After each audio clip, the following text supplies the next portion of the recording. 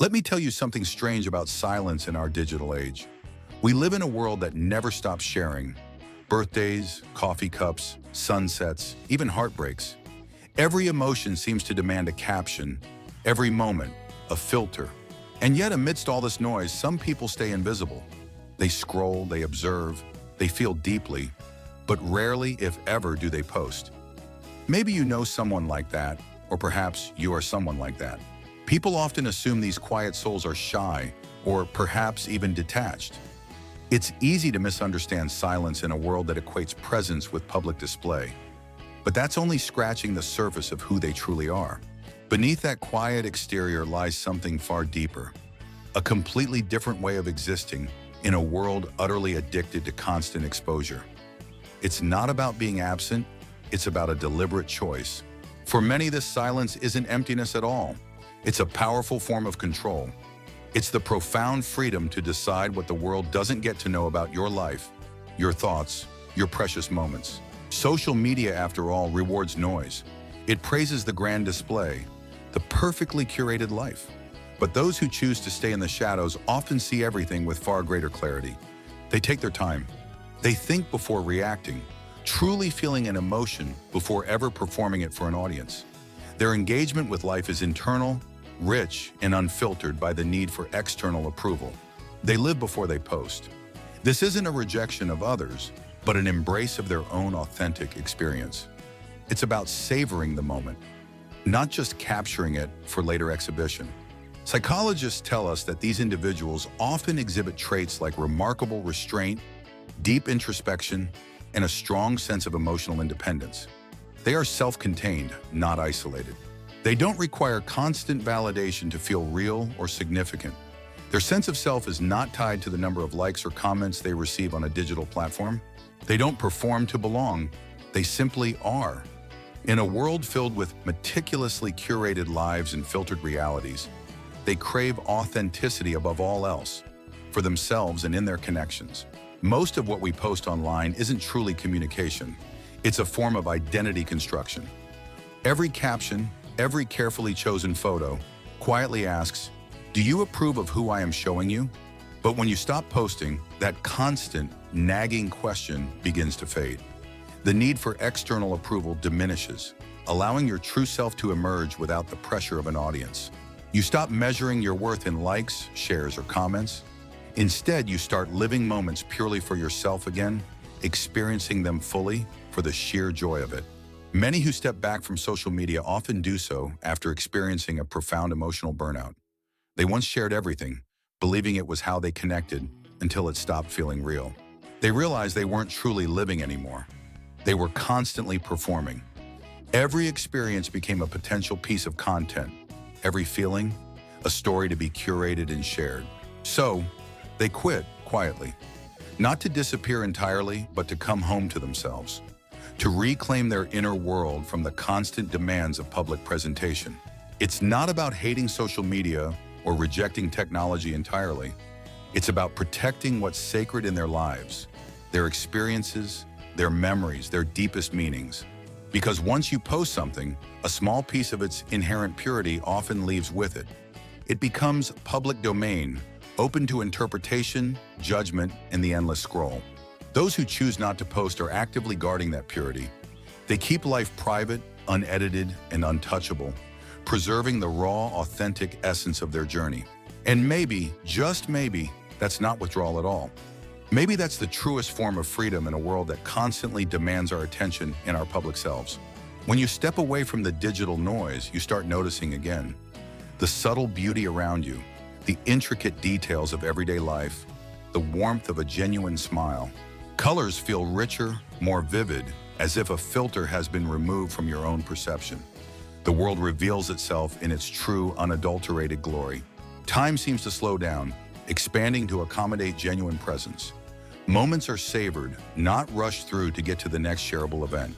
Conversations deepen, moving beyond superficial updates to explore true thoughts, feelings, and connections. You engage with substance, not just surface-level interactions. Because when you stop performing for an invisible audience, you truly start experiencing life. Every sensation, every interaction, becomes authentically yours. It takes immense strength to resist the constant dopamine loop of likes, hearts, and comments that social media is designed to provide. It's a powerful pull. People who don't post often possess what psychologists call an internal locus of control. Their happiness and self-worth come from within, from their own values and beliefs.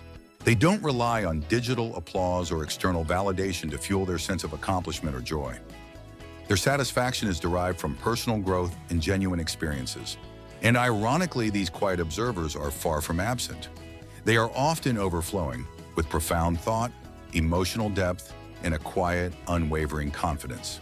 Their silence itself speaks volumes. It says, I exist beyond your perception, beyond the curated image I might present online. My true self is richer than any post. Not everything we live, not every precious moment is meant to be witnessed by the world. Some experiences are too intimate, too personal to be shared publicly. Growth, grief, the quiet blossoming of new love. The most powerful and transformative experiences often happen in the sacred space of privacy, untouched by public gaze. So, the next time you notice someone who never posts, don't immediately assume they're hiding something or are disengaged. Their reasons might be far more profound.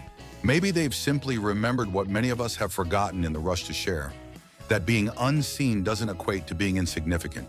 That silence in a world of constant noise can be a powerful, deliberate strength, a shield, a sanctuary, a statement of self-possession. And that some parts of you, your deepest feelings and experiences, truly deserve to remain untouched by the opinions or gaze of the crowd. Because in the end, we're not meant to be performances. We're meant to be people, with all our complexities, our private joys, and our quiet struggles. And sometimes the truest, most authentic expression of who you are, what you feel, and what you're experiencing is simply silence. So, let's cultivate a little more empathy and understanding for those who choose a quieter path. Their journey is just as rich, if not richer. In dating, this quiet confidence can be incredibly attractive. There's an allure to someone who isn't constantly seeking external validation. When you meet someone who doesn't post much, you often find that the connection you build is based on genuine interaction, not on a curated online persona.